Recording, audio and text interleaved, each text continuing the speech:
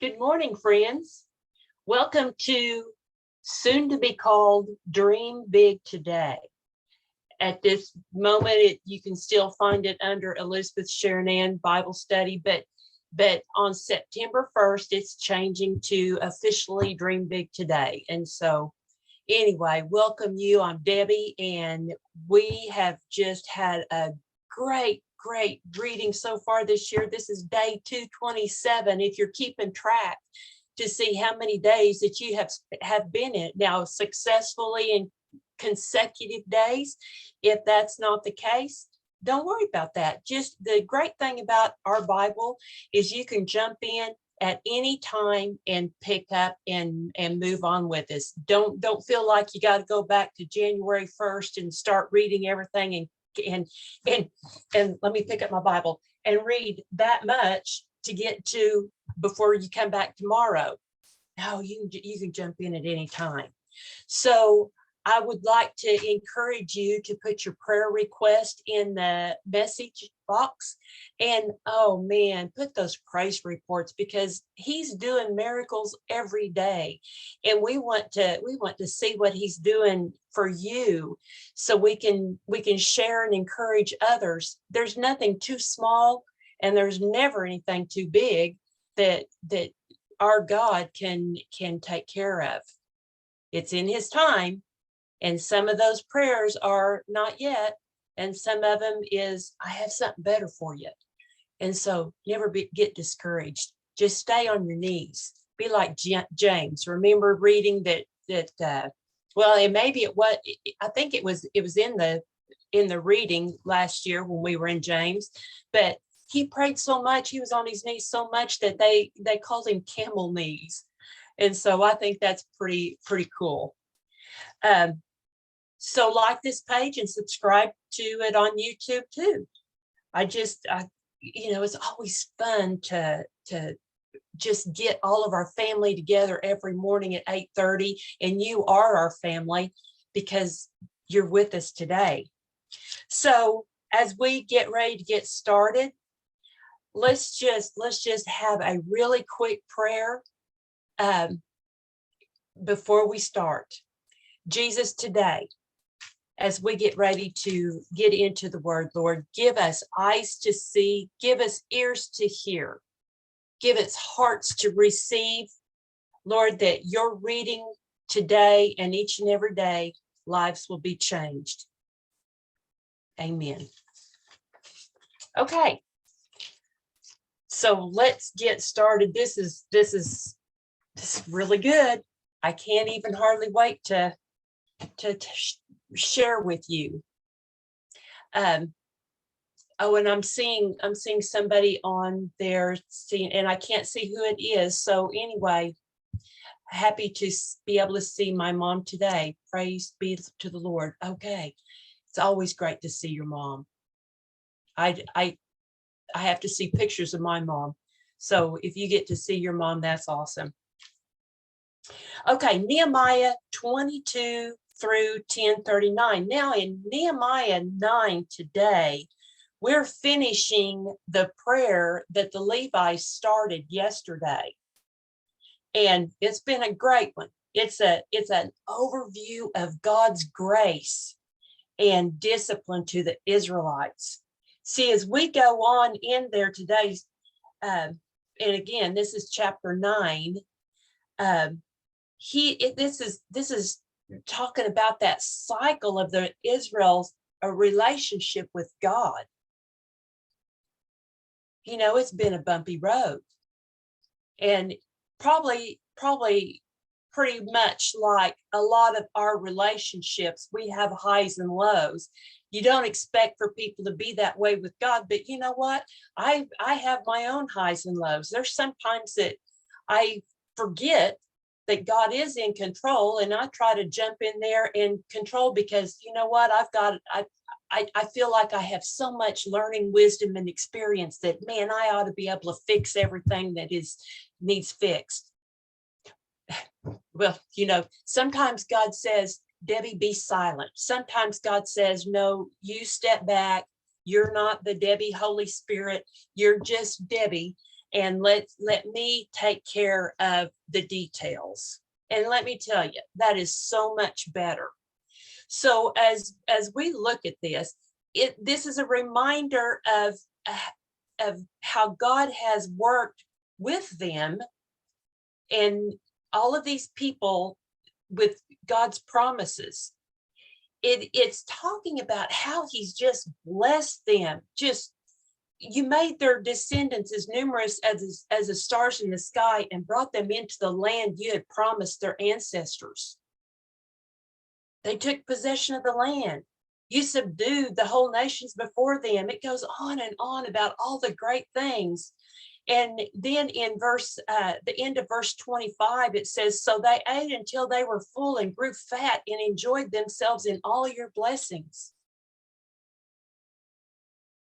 Man, in time of comfort and abundance, do you see people turn away from him? Because see, when we feel like that the only time we need to pray is when we have something coming up, something that's going to be stressful, whatever that looks like for you.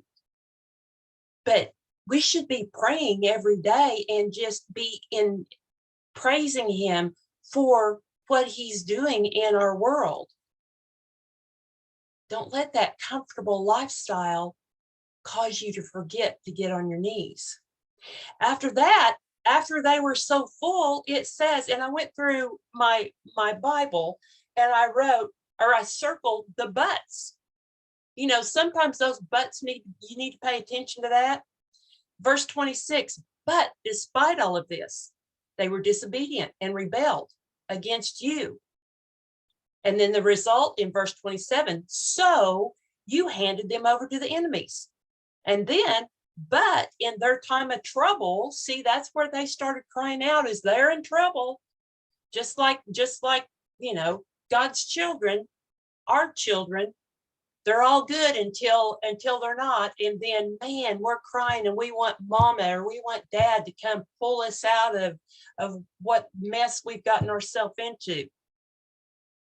But in their time of trouble, they cried to you. They turned back to him. See, God's correction always brings a wake up to us. How is it that we tend to forget that what we went through and how he pulled us out? Verse 28, but as soon as they were at peace, your people again committed evil in your sight. They were blessed and satisfied. And they turned. The cycle continues. Highs and lows, highs and lows. It says, in your wonderful mercy, you rescued them many, many times.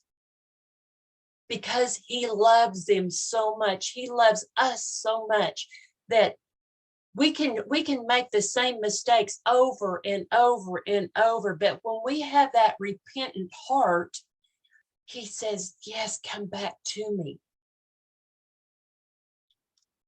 Verse 29, you warned them to return to your law, but they became proud and obstinate and disobeyed your commands. They didn't follow your regulations. The cycle continues. Verse 34 says, but in your great mercy, you did not destroy them completely or abandon them forever. What a gracious and merciful God you are. See, God doesn't put any limits on the number of times that we can come to him to obtain mercy. Have you thought of that? We do have to come to him to obtain it. But you know what? He's not keeping a list of how many times I've been there. Debbie, this is like, 854 times you've came back to me to ask me to forgive you and be with you for whatever this is. No, he's not doing that. We've got to recognize our need for help and we got to ask him. So then they go into this plea to God for intervention. Verse 32, now our God, the great and mighty and awesome God who keeps his covenant of unfailing love, do not let all the hardships we have suffered seem insignificant to you. In verse 33, it says, every time you punished us, you were being just. We have sinned greatly and you gave us only what we deserved. You know, we deserve way more than what we get. We are all very, very selfish people. But you know, what do we hear on TV? Have it your way. You deserve a break today. We get that reinforcement every time we even see a commercial on TV. Here's something new and shiny that nobody has yet. Be the first to have it. Well, and it's on sale. Even better. We'll give you bonus points to buy it today. Free shipping. I mean, I could go on, but you see what I mean? We feel like we deserve. We should be focusing on serve, not deserve. And then look at verse 35. Even while they had their kingdom, they did not serve you. Though you showered your goodness on them, you gave them a large fertile land, but they refused to turn from their wickedness. So let me ask you a question, and you can just ponder it throughout the day. Could the very blessings that God showers on us make us forget him? Are our blessings drawing us closer to God, or do they make you feel self-sufficient and forgetful of God? You remember whenever I told you about us going on a river, and you know, we've got a good vehicle. It'll go anywhere I want it to go. Do I take that for granted? I didn't pray over my vehicle before I left, but however, it did have a breakdown. Shouldn't have been. It was weird, but you know what? Our overconfidence thought we can go anywhere and do anything. These people, every time that they were blessed, they forgot him. So now today we are slaves in the land of plenty that you gave our ancestors for the enjoyment. See, the Israelites were slaves in their own land. Can you just imagine that? They have power over us in our livestock. We serve them at their pleasure. And then in verse 38, the people responded, in view of all of this, we are making a solemn promise to put it in writing on this sealed document are the names of our leaders and priests and Levites and so on and so forth. So in chapter 10, it goes on for the documentation, and it gives a roster of everybody who signed it. You know how big that is.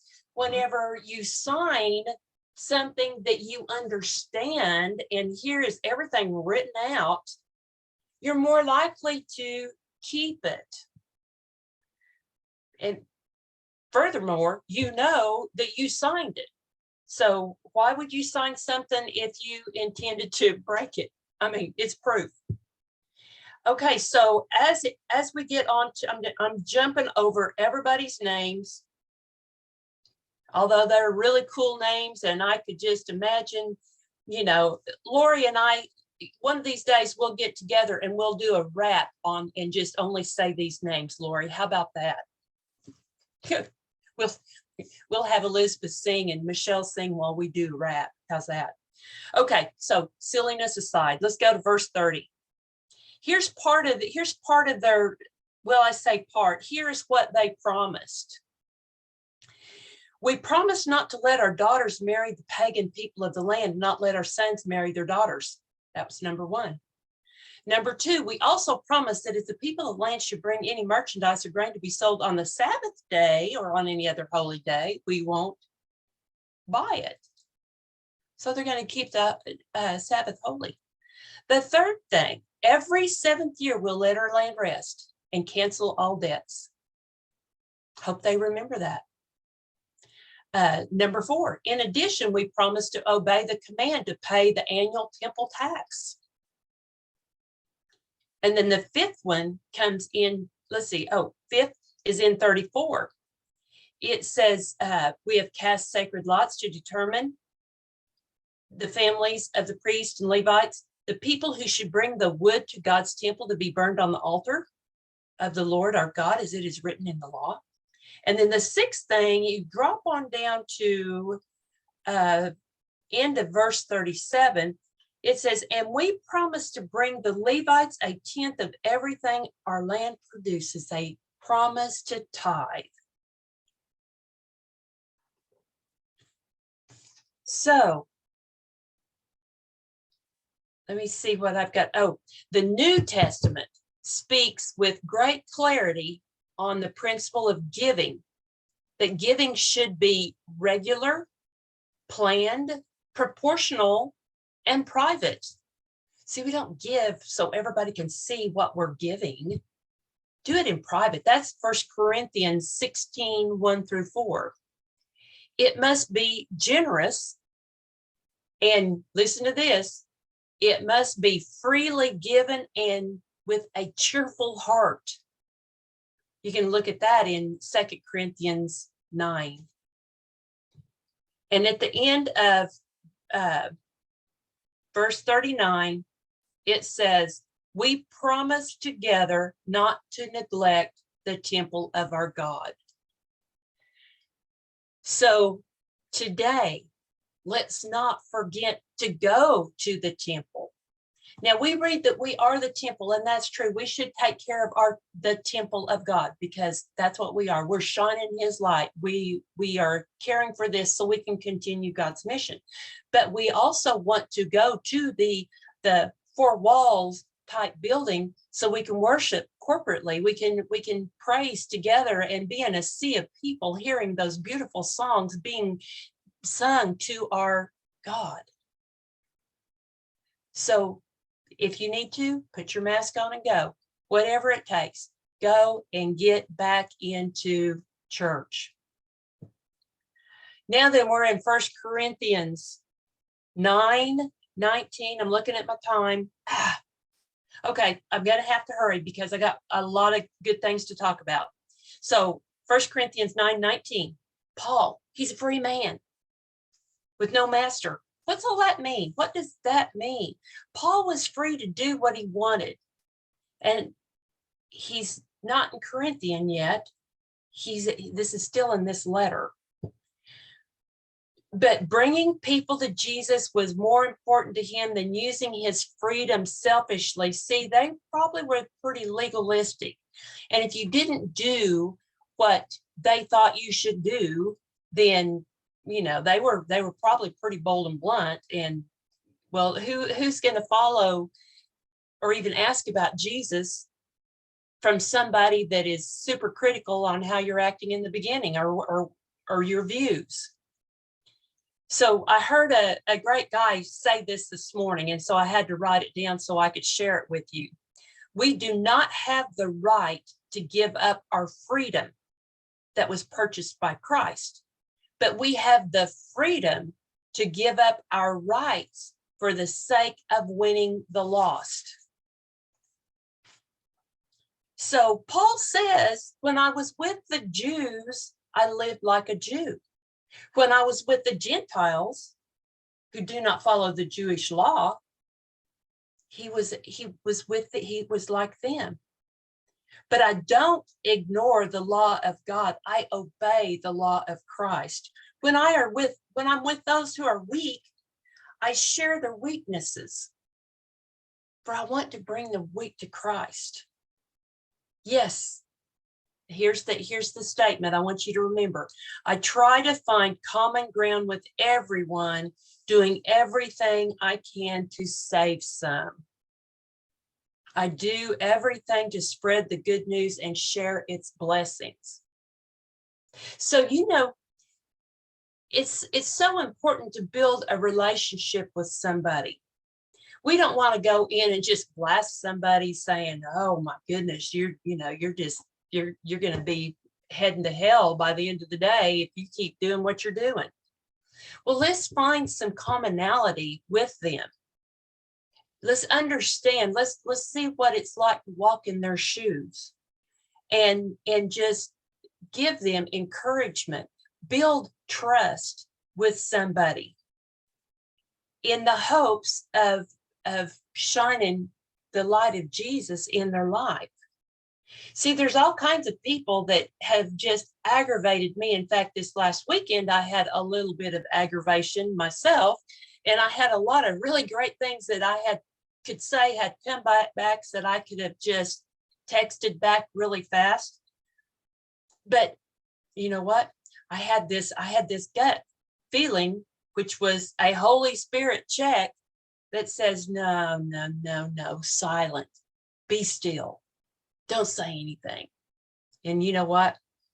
If I would have said something at the time, it would have been like, and I probably said this before, busting a feather pillow outside in the Oklahoma wind. The feathers would have just blown all over. I would have never been able to get any of them back into the pillow. And so by not saying anything, you don't even have to worry about it. It took care of itself. And then verse 24, it says, do you realize that in a race everyone runs, only one person gets the prize? They used a lot of sports analogies in this. You know, we do that today.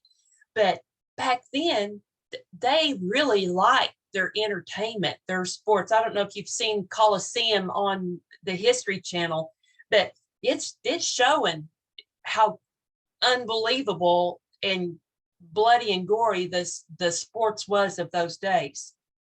But this one says, so run to win. All athletes are disciplined in their training. They do it to win a prize that will fade away. But we do it for an eternal prize. See, winning a race requires discipline, purpose, focus. You've got to stay on a strict regimen so you can condition your body, so you can know what you should and shouldn't eat, how much water you need to drink. Without that effort and intentionality, nothing can be won in a sporting event.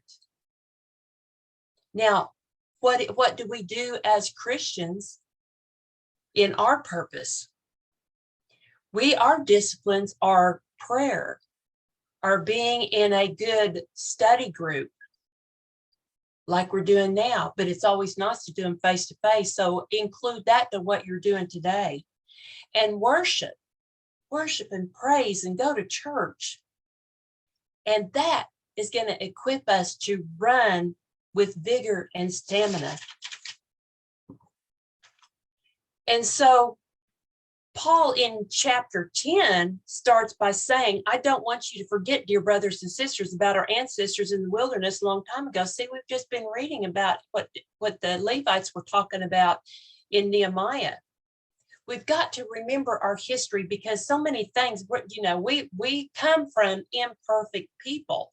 We come from people that through trials and tribulations, somehow they made it through.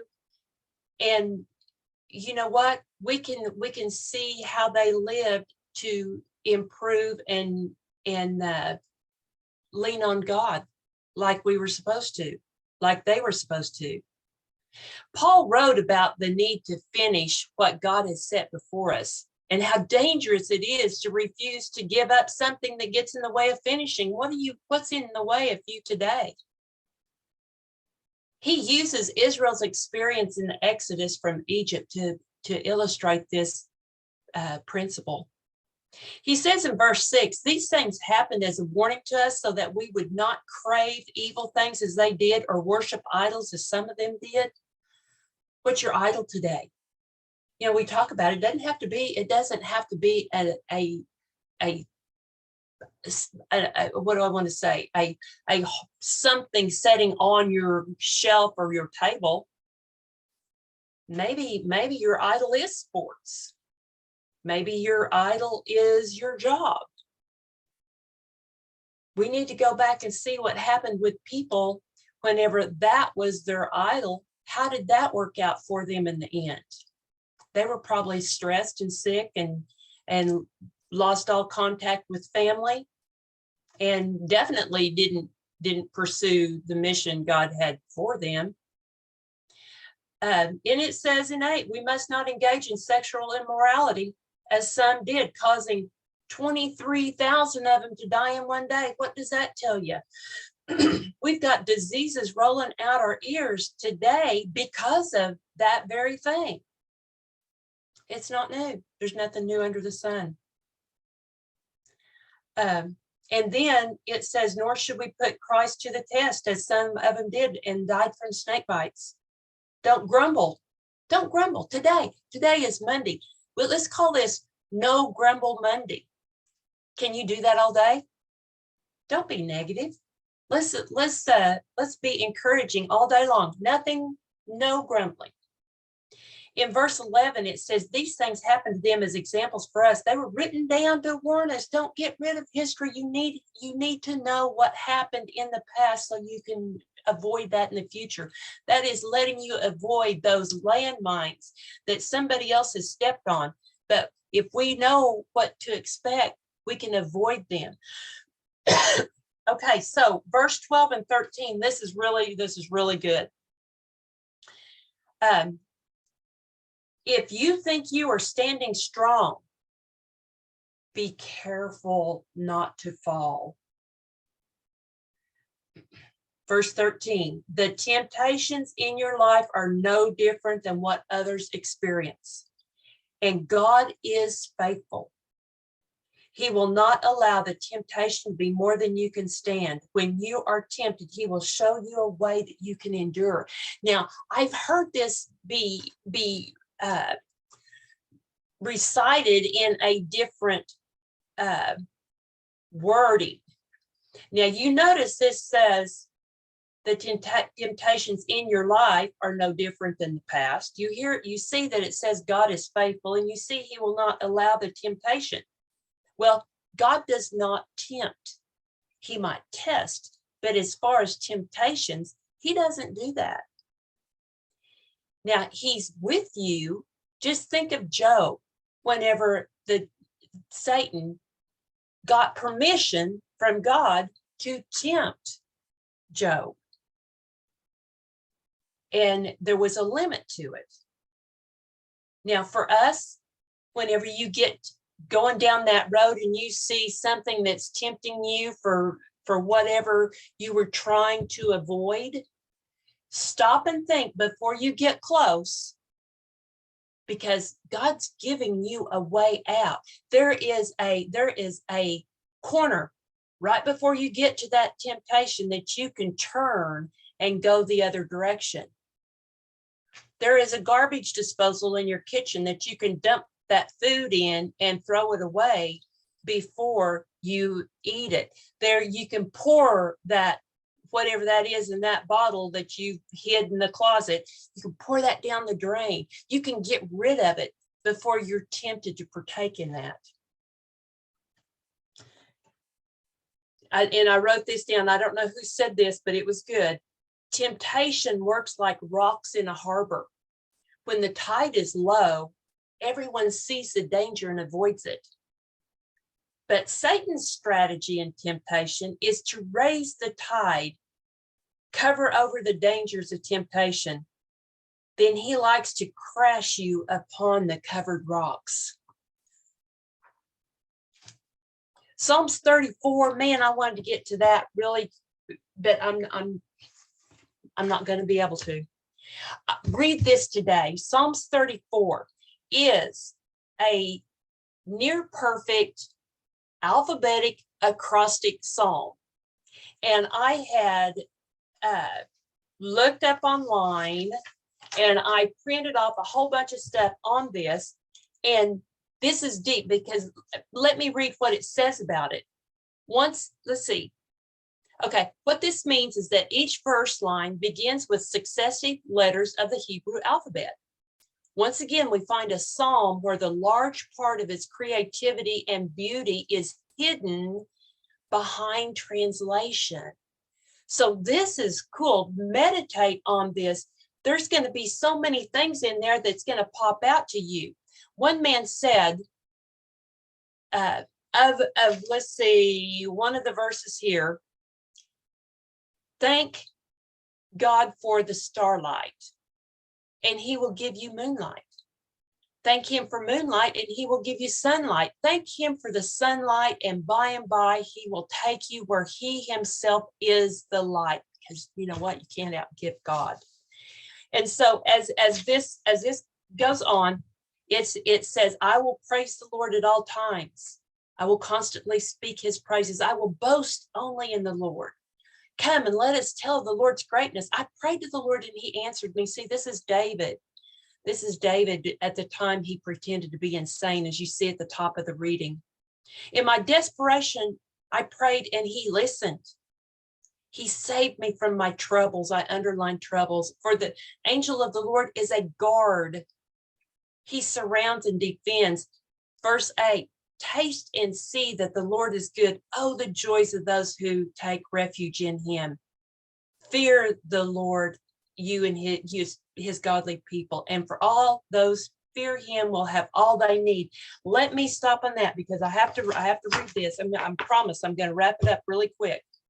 In verse 8, taste and see. One of the Hebrew letters, and I can't say it, is used to refer to physical taste, such as describing the manna as tasting like wafers with honey. So the definition is taste and judgment and decision. See, it says taste and see. And so the psalmist, where in the world is my other notes? The psalmist is saying that Yahweh's goodness is so obvious that it can be experienced by the senses, such as taste. See, taste, and then you can have knowledge of something and know what it's about. But until you experience what it is, you will never feel the what they saw on God, on what he can be in your life. So taste and see that he is good. Make that be your prayer today, for taste and see. He is all powerful. Oh, yes, Nancy. Tom, is it T? Okay, Nancy spelled it, and I had that down, Nancy. You'd be so proud of me. Tom. And so the fun thing is that's some more creativity and hidden stuff behind the words. Thank you, Nancy. I knew you'd know that. But God is all powerful, and we have a reverent fear of him. There's so many different ways of saying that, and I really did. I wrote it down, and where in the world did I go with that on my notes? I guess I just saved them for another day. But I mean, we can have, wow, I wished I'd had that handy. We can have a fear of a snake. That is something that we should fear. We can have fear of a bear, a wild animal, because they will attack us. But the thing is, this is different. We have a reverent fear. And all of my notes are gone, so that was not meant to be. So I am so glad that you joined us today. If you get a chance, go really look deep into Psalms 34 today. And I'll tell you one more thing. It says the first 3 verses use 6 different words to describe the praise God deserves. There's 6 words in ESV and their original Hebrew words in the meaning. I mean, 6 different words to describe his praise. Bless, praise, boast, magnify, exalt is some that I found. Isn't it amazing?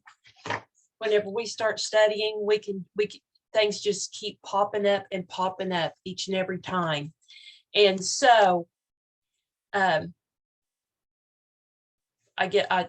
was going to read the devotion, but it's all good. It's all good.